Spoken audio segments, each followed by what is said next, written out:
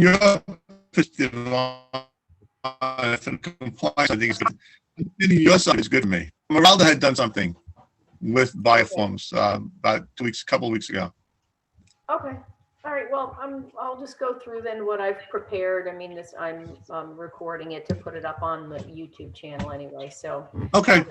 So the first question that most of the new agents want to know is, how do I know what forms I need? So there's a couple of ways that you're going to do that. The answer is always to start in command. So everything that you need to know is going to, you will be able to find out in command. So by starting in command, I mean, you should have your buyer in an opportunity already set up, so put your buyer contact in, set up a buyer opportunity, and then you're going to choose the correct checklist type. That's important. That will show you what forms you need. There are labels in the opportunities, and there is a folder checklist in command. So I'm going to go through those and those steps and show you in command how you're going to know. This is a buyer opportunity that I've set up already. So it's an active buyer. Went with the presidential theme here. I've already chosen a checklist, but the first thing, this is blank when you get started and you start your opportunity, and it asks you to choose a checklist. So for the buyers, if it's a regular residential buyer, you're going to choose the residential checklist. But for example, if it's a vacant land, you're going to pick that checklist, and you're going to notice that it's going to give you a different set of documents depending on the type. We don't require anything in the consultation stage, and you'll know that because under the requirements over here, it says optional. But when you click on under contract, this is how you're going to know what forms you need. The ones that are marked under requirements in red, are required. If they're not, they're optional. You can toggle through this. If you click on requirements, it will change depending on it goes from optional to required and originally how they were set up. So for you, I'm in my own personal DocuSign. So I have Pennsylvania, I have commercial, but if you're in New City, you're going to have New Jersey forms here. If you're up in North, it's going to say Columbia Green Northern Dutchess versus Ulster MLS. So you want to make sure that you choose which MLS that you're using, Columbia Green Northern Dutchess versus Ulster and Mid-Hudson. So the forms are slightly different. So in this case, they're just going to go with residential, right? Again, if I click on the requirements, it's going to change the order of these. And also under contract is where we want to be with our buyers. We do not have required forms in the consultation stage. Okay. Now you'll notice this one has all the required forms first. Conditionally required, because I've clicked on that drop down arrow and it's put them in required, conditionally required, and optional. Again, I can change that order by clicking on the requirement. It changes it from optional to required versus required to optional. And then the third time is how it was originally set up by me in command. So I don't care which way you do it, as long as you're not confused. If you have, more visually like all your red together, then you can click through that. I like to leave it the way I set it up because you'll notice this says optional. And when there's a little I next to it, it means I have a note there for you. So if you hover over the I, it says click on buyer side checklist to see a detailed workflow for the transaction. And I think that I've showed you this last time we talked, Greg. If it has a little underline, it means there's a document there. If you click on that, it will open up a PDF, which is a sample of that document. This is another way for you to know what is required. Okay. And this has the workflow. The question I have, Lori, I'm sorry to interrupt. There's one question. Yeah, under consultation, when we first meet the buyer, there's no required documents. Isn't like the dual agency disclosure forms that's required when I first excellent question. meet? And yes, you're right. You absolutely are right. You should be, and I have that on the timing of the forms on your original consultation. You should be presenting the agency and the fair housing at that first substantive contact. So you are Right. 100% correct. The Okay. reason we have it slightly different in command. Okay, I see your notes. Yeah. So the reason we have it slightly different in command and why I have them in the under contract is because they're not required to be turned in until 48 hours after it's gone under contract. So Oh, I see. that's why it's set up this way. But that's an excellent observation. Timing of the forms, your agency disclosure and your fair housing should be done at first substantive contact. And I would encourage you should be talking about buyer representation with them and doing the exclusive right to represent buyer, but it is not a required compliance form, and therein lies the difference. Okay. So Right. when you're first meeting them, you're having your agency and your fair housing signed. Your COVID, you're going to, when you start scheduling either showings or in person, if you're going to have an in-person meeting, which we're really discouraging, but if you're comfortable doing that and you're using your PPE and social distancing, you should then absolutely have them fill out the COVID forms at that point, and those will be required to schedule showings. I haven't met a listing unless it's vacant land or a vacant home. Everyone's requesting COVID forms. Do you think that might change in a short while? Because I myself, I actually went into the state site to like register. I'm going to be 64, so I don't quite make that little threshold yet. But I registered to get the vaccine. Is there going to, do you think this Kelly's going to create like another form for like if you're vaccinated, it makes you changes the dynamics of? I have no idea. I could not tell you what that's going to look like. We're just going to have to wait and see what happens. Right. Okay. Okay. Mm-hmm. Okay. So now we know what forms we need because we've picked our checklist. We've clicked on under contract. We've looked at our actual checklist, workflow checklist to see what's required, what's suggested. And we're looking at the actual required forms. Again, if we flip through this is telling us we're going to need a purchase offer, our agency, our housing discrimination disclosure, and then our COVID buyer with the health questionnaire. We're doing both now, the COVID disclosure and the health questionnaire for all your buyers. Anyone who's in the home, an inspector, an appraiser, you should be asking them to fill out those COVID disclosures as well. Conditionally required, meaning the property condition disclosure acknowledgement and the lead paint disclosure are required under certain conditions. This one, obviously, if it's built prior to 1978, you're going to have a lead paint disclosure.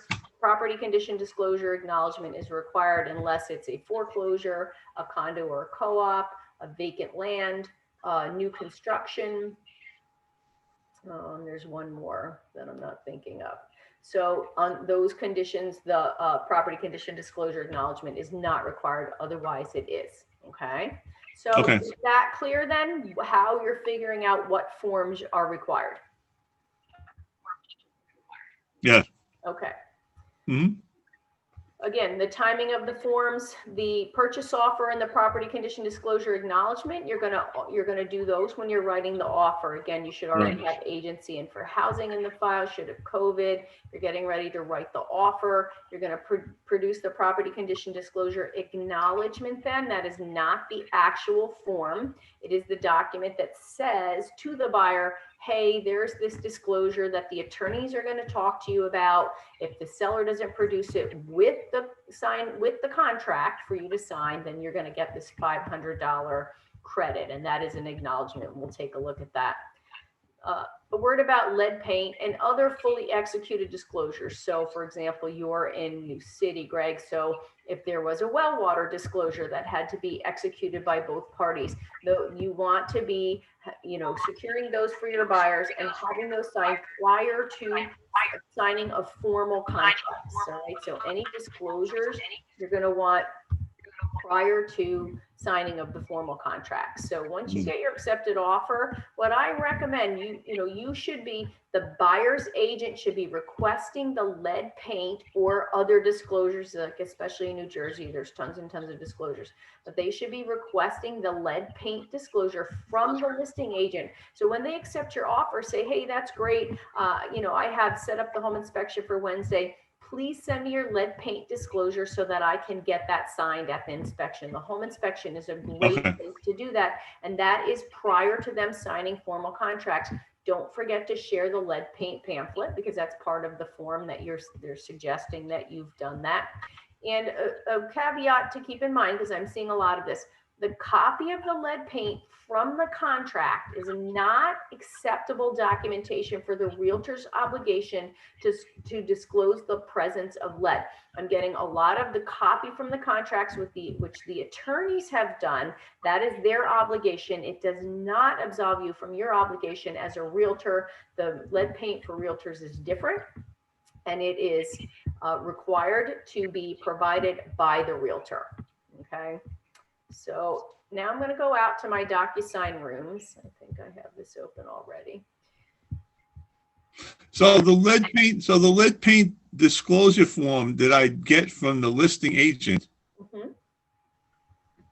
Yes. is that a document that I should be loading into Command, or do I? Yes, it's a required document. So we're going to look at the documents now, but if you're a buyer's agent, a fully executed lead paint disclosure is required at the time of the property going under contract when you're handling the rest of your documents. Okay.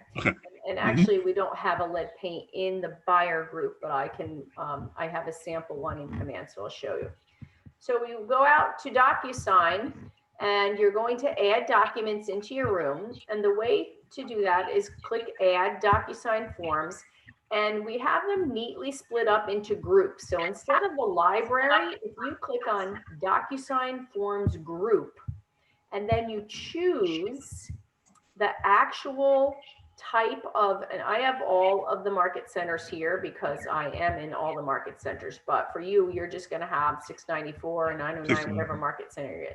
But the point is, you're going to choose the residential buyer forms group. And if you click on that, you'll see that it has the most commonly used buyer forms that we're going to be looking for. Okay. And that's another way to know what forms you're going to be needing. Okay. So for example, this has declination of home inspection. You may not use that form. If the buyer does decline a home inspection, you're going to want to have that signed. The exclusive right to represent is if you are doing a buyer representation agreement, you may or may not use that. The flood insurance disclosure is highly recommended, but not required. But we are going to go ahead and pull in our agency disclosure, our property condition disclosure acknowledgement, because these are the required forms in Command, our purchase offer, our COVID, our fair housing. Why does that say seller? And our travel questionnaire. Click Add, and now we have documents. They're going to pop in here, okay? And now we'll just take a quick look at these. The property condition disclosure acknowledgement is very simple. It is just a signature. And by the way, you'll see this says sample on it. DocuSign is aware. Okay, it didn't open that way. So some of the forms are opening with sample on it. DocuSign is aware that that's an issue and they're working on it. Okay. Property condition disclosure acknowledgement. As a buyer's agent, you have to disclose to the buyer. And all this says is, hey, there is this property condition disclosure statement that the real property law 462.2 is requiring the seller to provide for you. Okay. And what you're telling your buyer is that the attorney, if the seller chooses to fill it out, the attorney will attach it to the contract. I don't know if they are or are not going to provide that form for you, but I am required to tell you that if they don't, you will get a $500 credit at closing. That's it. And I think most people do that anyway, right? They'll take the $500. They'll pay the $500. Except for North in Middletown and United and in New City, they are all of the attorneys are recommending that they don't. But that's not our business to discuss with the buyer. If they have questions, you should send them to the attorney. You are just disclosing that their existence of the form, that the attorney will deal with it, and that they will get a $500 credit at the closing if it's not provided, and you have them sign it. Okay. Questions about that? No. Easy, right? Fair Easy housing, peasy. same thing. It is just a disclosure. You send it, you have them read it, and all they have to do is sign off on it. Okay.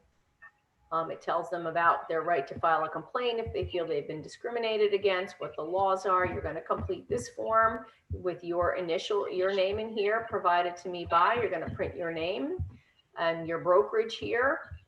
You're going to put your buyer's names, we buyer's names, and then they're going to sign and date it. So that's, again, a very simple, straightforward form. Do you have any questions about that one? No, that's pretty self-explanatory. We're starting with the easy ones. COVID disclosure, same thing. The COVID disclosure is just that. It's a disclosure. It says, hey, by the way, if you've been living under a rock, there's this thing and you need to know about it. And you put your name, your brokerage name, it'll auto-populate your address if you have it in your details, and then you have them sign it. You are gonna print their name in here and then send that out for their signature. Okay, again, very straightforward. The address is, we're talking about the property address, right? Yes, Correct? the property address that you're showing. Okay. And then the COVID questionnaire, you're gonna make sure that you have that set up so that they can answer the questions. They're gonna answer yes or no. Again, your name, the property address that you're showing them. This is actually, you want to, this is auto-populated wrong. So you're going to fill in their name and the property address that you're looking at, their contact information, not yours. And then you're going to just have them check all that apply. It's a yes or no, or check all that apply, that they have, not tested positive or had any symptoms or been exposed or traveled. And then there's not even a spot for a signature. This is just a questionnaire that they fill out. Well, what happens if they don't check them all? What happens if they had been tested positive? What would that do? If they mark yes, then you're not supposed to be showing them property. Okay. So if they have to quarantine for the 14-day period, and so you can't show them property until they're done with their quarantine period. Okay. That's obvious. I just want to make sure that's the approach. Okay. Yeah. Agency disclosure. It's gives people a little more trouble. We've gone through the process of actually pre-filling this out. So this form is provided to me by, this is you, print name of licensee. You want to put your name in there. This is the buyer form and the buyer file. So you can see that we already have the buyer and the buyer's agent. And I suggest that you put initials here. Anything that's pre-checked, you have them initial it. So drop 2 boxes in here for your buyer's initials. And then what they're offering here is advance informed consent to dual or dual with designated. Dual agency, meaning you're showing them, you have permission to show them one of your listings and act as a dual agent, or dual with a designated agency, and that you're showing any other KWHV group listing. So it could be a Middletown agent or a North agent or one of the New City agents. If you're showing an in-house listing, that is dual agency with designated sales. So you're asking them to consent to that ahead of time. And again, if you'll remember, you're doing this form at first substantive contact, so you don't actually know what homes you're going to show them and what homes they may end up buying. So that's saying ahead of time, yeah, no problem. Feel free to show me some of your in-house listings, and I'm happy to be in a dual or dual with designated situation. What if they choose not to? I mean, are they required to sign that? They are not. You could strike that out, and I would strike it out and initial that they did not give you permission for advance informed consent to dual or dual with designated. Just keep in mind, if they don't, then you cannot represent them, in an in-house, like another Keller Williams listing. They would have to be unrepresented. Otherwise, you would be a dual agent. Okay. And then you complete the this part. You want to put the buyer's names in these boxes. You can put in here, in this case, your name is appointed to represent the buyer, and you could put a to be determined here. You don't actually have to fill that out, but you can if you want. And then you have them sign it. Now we go on to the advance informed consent to dual agency NYSAR addendum. Again, you want to put the name of your buyer in the top, and your name in the salesperson box. And this basically just explains what it is they're consenting to when they're saying, yes, it's okay to do dual agency. It gives a very detailed role of what you can and can't do and how the broker does and doesn't act. And I would highly recommend that you read these forms because they're very informative. Have your buyers read them. They tend to really, it's very clear.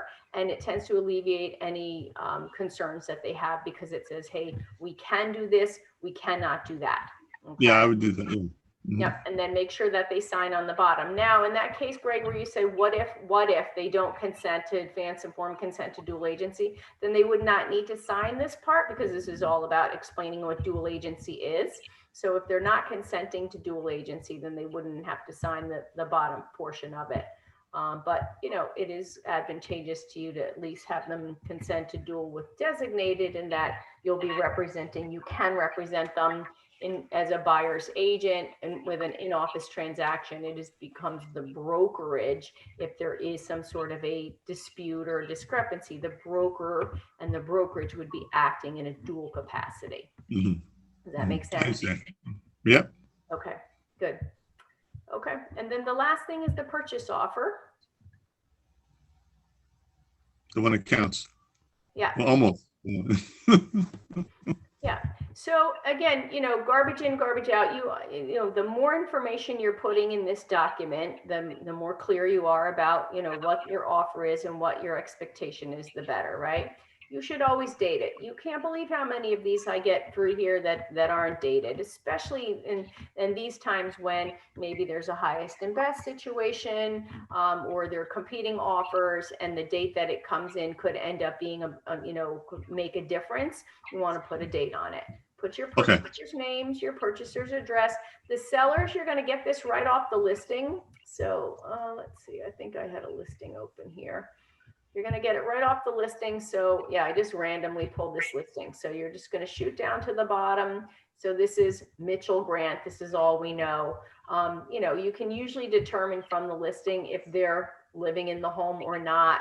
The actual buyer, the actual address for the seller is not as important as, just getting a name in there. The description and location, really, really important that you're putting this section, block, and lot number in. At the end of the day, that is the number that identifies the property. It's the only number that identifies the property. The address itself is not necessarily an accurate indication of the property. And you're going to get that here. SBL, section, block, and lot. Block and lot. You're going to get that off your tax ID number. In this case, this would be section 13, block 12, lot 4. And you can always confirm that. You can go out to the tax ID, to the real property tax and confirm that. Typically, if you click on it, we'll click through and you can confirm that it is actually the correct one for this listing. But it's important that you add that to your document, okay? The MLS number also, it's an excellent idea to have that so there's no confusion.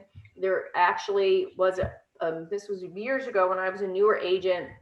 An agent in our office literally sold the wrong vacant lot.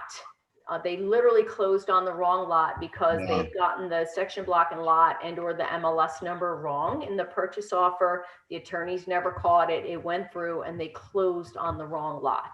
There are 2 vacant lots next to each other. So again, just to come back as a reference to the MLS number, and especially if the agents are doing anything where they're changing or moving things around, you want to be clear that you're referencing this particular MLS number because it has a lot of details in it about what you're getting, what the buyer's expectation is. Okay. The property address, again, you're going to get that right off of MLS. Total purchase price. So the first thing you're going to put in is what your buyer is willing to pay. The total purchase price, if you're using a seller's concession, is going to include the seller's concession. So if they're offering $300,000 for the house and they want a $10,000 concession, you're going to put $310,000 in this box. Okay. What is seller's concession, Laura? I'm sorry. I'm sorry. What is seller's A concession? seller's concession is if the buyer is asking the seller to contribute back cash at the closing towards their closing costs. So they end up mortgaging a higher amount, basically rolling some of their closing costs into the seller's concession, into the purchase price. Okay. Okay, So, thank you. but if there's no concession, then you're just going to put your total purchase price here.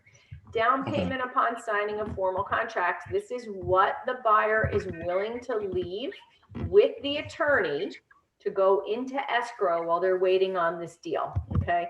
And this can vary, it really depends on the deal. If it's FHA 3% down, then the down payment's going to be 3%, and that's what it is. If they're bringing a lot of cash, you want to come with especially in this market with a stronger offer, you're going to want to bring a little extra cash on contract. And when you're counseling your buyers, the big thing is it speaks to their motivation, but it also speaks to, if something were to go awry, that was whereas they flaked out, they changed their mind, and didn't go forward with the deal, they could lose that down payment if there was some sort of negligence or they didn't act in good faith. So that is something that, once it's with the attorney, if they bail out for any particular reason, not because they couldn't get, couldn't get a mortgage, or because there was a home inspection issue or anything along those lines, that's always grounds for the down payment back. But if there's some sort of issue, Is this the kind?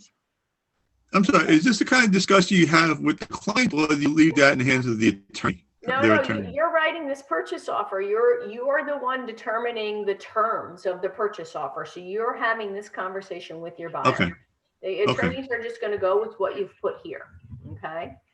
Okay. So it's me. So I can sit down with the buyer, make an offer, and say, hey, how much can you put down, and then we can have this discussion that say maybe 10% is better because it makes you more qualified. Can I do things like that? Absolutely. Just, Okay. keeping in mind that you want to keep that. Just because they have 10 or 20% down doesn't mean they want to put it all on contract, because No, God forbid something did happen, and things do happen. A spouse dies, or, something. I mean, there's typically terms in the contract, but, there are cases where the buyers will flake out, or they found another house that they love even more and they're willing to give up, break their contract, and knowing that, that money is going to stay on the table. So you want to be aggressive enough in this day and age, when the seller's market, to let the seller know that you're serious. But again, if you're, say, an FHA loan and you're only putting 3% down, it's going to be 3%. That's what it is, right? Right. So, And then in case like this, the down payment, if they decide to put down, as your example, $10,000 or whatever it might be, that money goes to their attorney. So they already have to have an attorney, correct? Yeah, by the time they're making a purchase offer, they should have chosen an attorney to represent them, because if the offer is accepted, then you go to home inspection. The seller's attorney is going to be, drawing up the contracts and getting them out while you're doing that, so that as soon as that home inspection is done, those contracts are ready to roll. So if they haven't at this point, they should be thinking about an attorney. Okay. I just want to make sure I got the dynamics all right. Thank you. Yeah.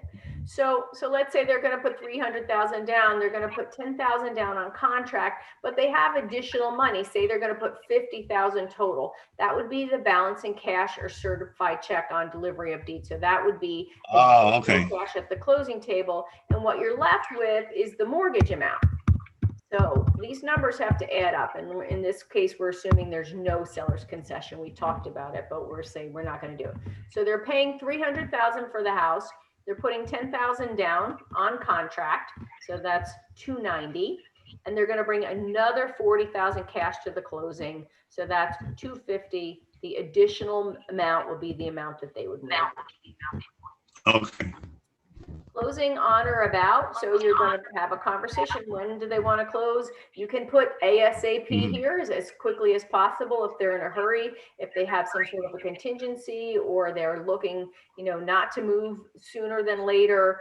you can put a projected date. The typical guidelines are for cash 30 days, conventional mortgage 45, FHA, VA 60 days from the time of the accepted offer. So that's an on or about, they may say, hey, we really want to get the kids out of school. We don't want to close before July 1st.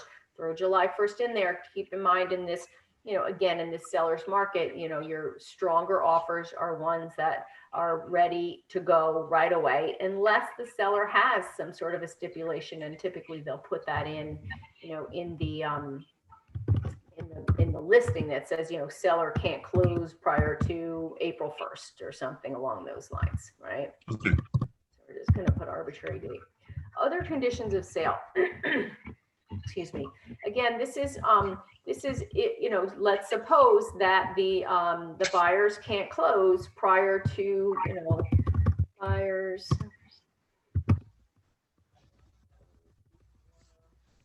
March 1st. Okay. Asking for washer dryer.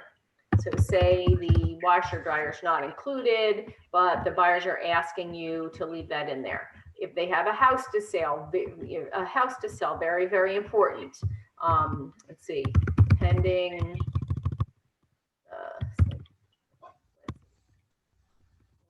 sale contingency.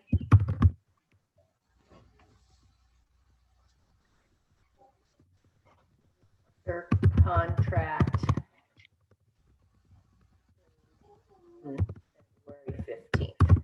Okay, so anything along those lines, if they are selling a home and it's under contract, you're going to want to put that in there, because if it is contingent, if they cannot close on this home until the other home is sold, it's very important that the seller and the seller's agent know that. So these are other conditions of sale. Okay, any questions about that?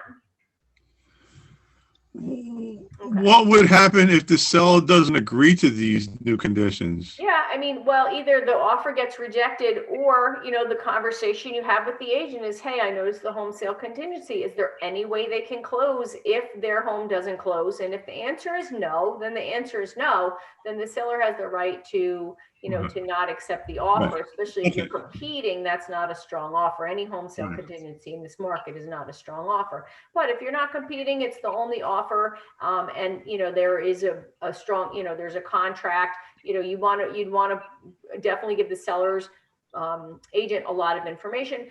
The buyers have been approved. Their loan commitment is in. Right. There's only one stipulation. They're waiting for a document from the employer, something along those lines, to let the seller's agent know that you have a really strong offer and that you feel 99% sure that their home is going to close and close on time. Okay, I understand. The stronger the conditions, or the fewer the conditions there are, the stronger the chance of it going through. Absolutely. All cash, ready to close ASAP is strong, right? Right. So less conditions or more, and especially when they start asking for things like washers and dryers, if they're excluded, you may want to counsel and say, look, I can ask, but this is a very, very competitive market. We don't want to lose this deal over $1,000 washing machine, right? A washer dryer. The non-real estate items included in this sale, you're going to get off of the MLS. And those are here, includes, this one says dishwasher, oven, range, refrigerator. So you're going to just copy those into the purchase agreement. I usually just pull them right out and copy that right in. So you're going to want to take that, and it's important, make sure that you get this right and that you're not missing anything, because believe it or not, stranger things have happened over the chandelier and someone insisting that it was in the listing. The other thing I do is I download a copy of the MLS listing, and you should always send it with the offer so that it is clear what listing you're looking at.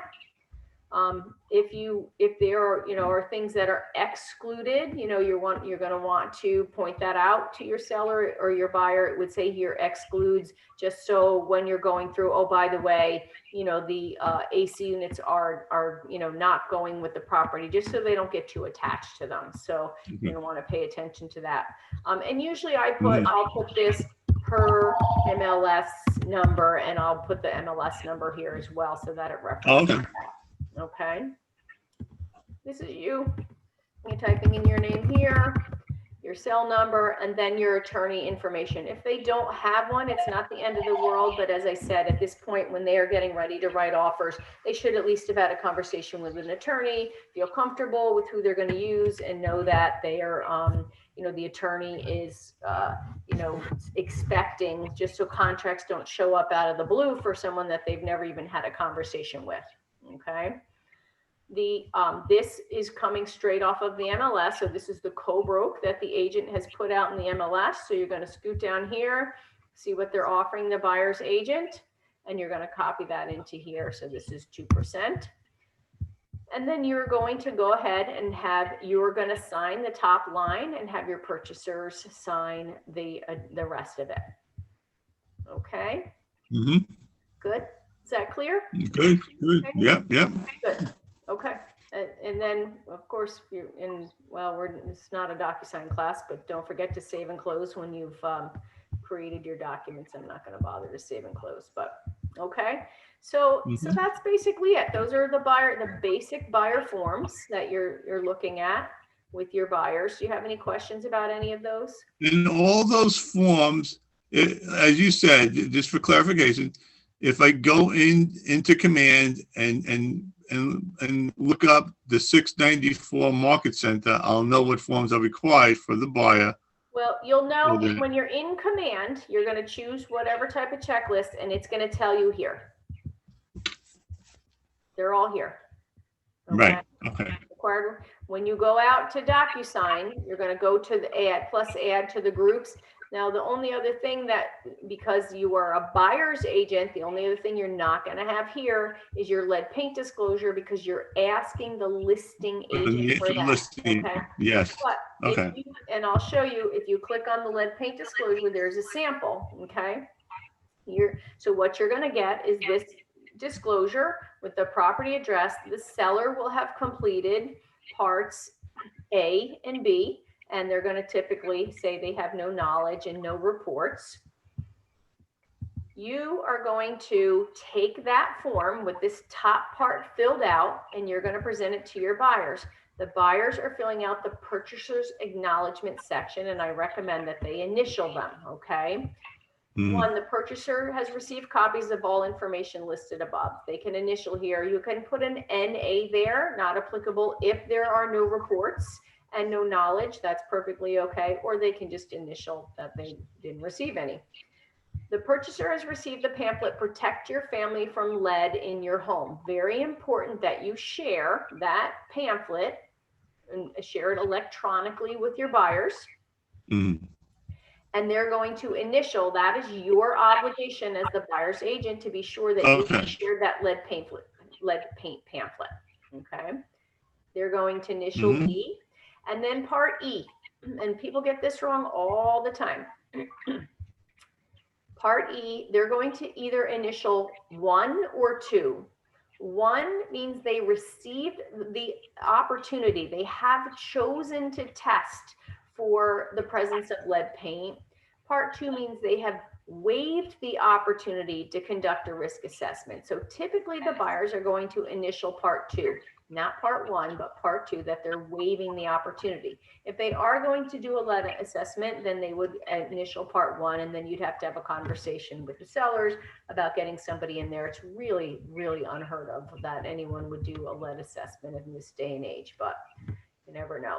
But from a buyer's agent standpoint, you want to make sure that you're having the purchaser complete part C, D, and E, and choose 1 or 2, typically 2. Okay. The seller's agent, the listing agent, should have initialed F. You don't do that as a buyer's agent. And then you're going to come down. The sellers should already have signed this. The listing agent should already have signed it. You have your purchaser sign, and you as the agent sign. Okay. Questions about this form? No. Again, it's prior to signing of contracts. Okay. So it's important that this gets done. Again, typically at your home inspection is a good time. If not at home inspection, prior to the buyers going into their attorney's office and signing the formal contracts. Okay. Good. And that's all I have. So do you have any other questions? No, No, the buyer forms are pretty clear. they seem pretty self-explanatory now. Again, I always encourage you to play around, create a sample, just like I did in Command, and go out, get your documents, fill them out, and just so that you're familiar. At the very least, read through them so you know what they say. The buyer. Yeah, that's what I got. That's what I want to do. Yeah. That's what I want to do, Laura. I'm gonna go through them. I'll put up a sample and just run the documents. Yep. Try them initial, my own initial and everything. See how I can get familiarized with DocuSign and everything. Okay. All right. That helps both. That helps me with DocuSign. Helps me with the buyer side too. Yep. Awesome. Thanks.